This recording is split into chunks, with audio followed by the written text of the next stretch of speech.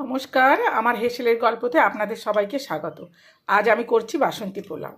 ঘি আর তেল দিয়েছি, এতে কিশমিশ আর কাজু বাদামটা একটু ভেজে নেব। আগে কাজু বাদামটা দিয়ে দিয়ে দেবো।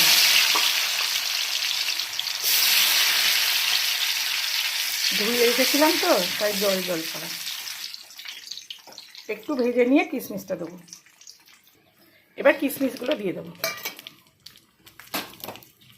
এই গোটা গরম মশলা ফোড়ন দেবো। এলাচ, দারচিনি, লবঙ্গ আর একটা জায়ফল। জায়ফল নয়, এটা জয়িত্রী। দুটো তেজপাতা। এটা একটু ভাজা হয়ে গেছে, বেশ সুন্দর গন্ধ বেরিয়েছে। এবার চালগুলো দিয়ে দেবো।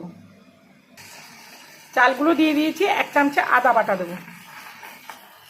এবার আমি হলুদ দেবো।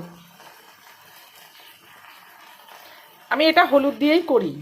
যারা রং দিয়ে করেন তারা রং দিয়ে করতে পারেন, কিন্তু আমি হলুদ দিয়েই করি। নুনটা দিয়ে দিচ্ছি। একটু ভাজা হয়ে গেলে আমি গরম জল দিয়ে দেবো।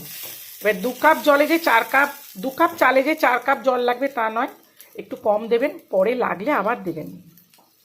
চালটা আমার ভাজা হয়ে গেছে, এবার আমি গরম জল দিয়ে দেবো।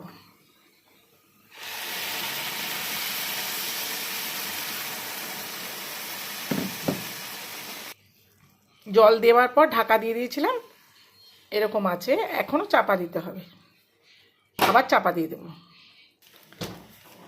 এটা অনেকটা হয়েই গেছে। এবার চিনিটা দিয়ে দেবো। চিনি, কিশমিশ, কাজু বাদাম সব দিয়ে দেবো। দিয়ে নেড়ে চেড়ে ঢাকা দিয়ে রাখবো। একটু ঘি দিয়ে দেবো। এবারে একটু গুঁড়ো গরম মশলা দিয়ে দেবো। দিয়ে নেড়ে চেড়ে একটু চাপা দিলে হয়ে যাবে। বাসন্তী পোলাও আমার হয়ে গেছে। দেখুন, খুব সুন্দর হয়েছে, গন্ধ বেরোচ্ছে। আপনারা তো পাচ্ছেন, আপনারা করে খান, খেয়ে আমাকে কমেন্টে বলবেন। আর ভালো লাগলে একটা লাইক, শেয়ার, কমেন্ট করে দেবেন, সাবস্ক্রাইব করে দেবেন।